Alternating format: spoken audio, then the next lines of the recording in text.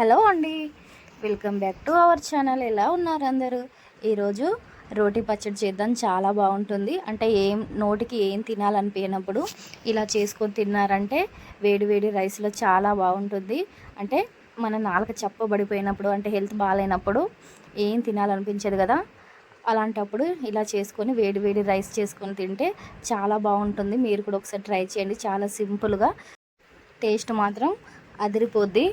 మీరు మళ్ళీ మళ్ళీ ఇలానే చేయించుకొని తింటారు, అంత బాగుంటుంది. ఒకసారి ట్రై చేయండి. దీనికోసం ముందుగా ఒక 2 పెద్ద సైజు టమాటాలు తీసుకోండి. అలాగే ఒక ఆనియన్ కూడా తీసుకోండి. వాటిని చూపించిన విధంగా కట్ చేసుకోండి.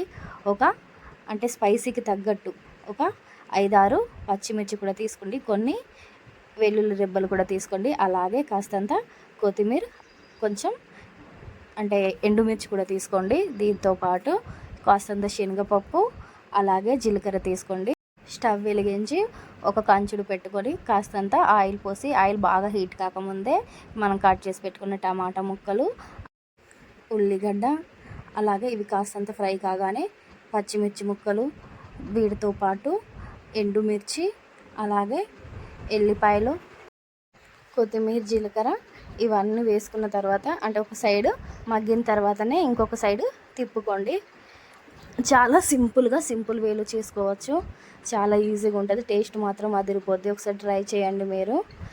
శనగపప్పు, జీలకర్ర మాత్రం అంటే లాస్ట్ కాస్త మగ్గిన తర్వాతనే ఇవి వేసుకోండి, లేకుంటే పప్పు అనేది మాడిపోద్ది. కాబట్టి ఇలా తిప్పుకొని కాస్తంత, మీకు అంటే పుల్లగా కావాలనుకునేవారు కాస్తంత చింతపండు కూడా ఇందులో యాడ్ చేసుకోండి.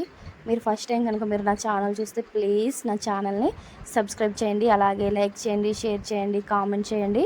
వీటితో పాటు గంట కూడా కొట్టండి. చాలా సింపుల్ రెసిపీస్ ఉంటాయి. ఒకసారి నా ఛానల్లోకి వెళ్ళి చూడండి. అంటే అన్ని హోమ్ మేడ్ రెసిపీసే, అంటే హెవీగా కాకుండా మన ఇంట్లో ఉండే వాటితోటే ఈజీగా చేసుకోవచ్చు.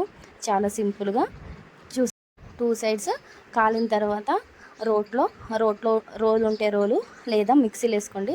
అంటే మిక్సీలో కంటే రోట్లో వేస్తేనే టేస్ట్ అనేది చాలా బాగుంటుంది. అంటే నిజమో కాదో కూడా మీరు కామెంట్ చేయండి. 60% వరకు అంటే రుబ్బుకున్న తర్వాత దీంట్లో తగినంత సాల్ట్ కూడా ఇందులో యాడ్ చేయండి. ఇలా యాడ్ చేసుకొని మళ్ళీ రుబ్బుకోండి. చాలా అంటే మరీ మెత్తగా కాకుండా, అంటే కచ్చాపచ్చాగానే రుబ్బుకోండి. టేస్ట్ మాత్రం చాలా బాగుంటుంది. మనం ముందుగా అంటే వేయించుకున్నాం కదా, అదే ఆయిల్లో, అదే ప్యాన్లో మళ్ళీ ఒకసారి వేసి కలుపుకోండి. ఈజీగా, టేస్టీగా చాలా బాగుంటుంది. తప్పకుండా ఒకసారి ట్రై చేయండి. నా ప్రాసెస్ కనుక నచ్చితే నా ఛానల్ని సబ్స్క్రైబ్ చేయండి. Thank you for watching. Please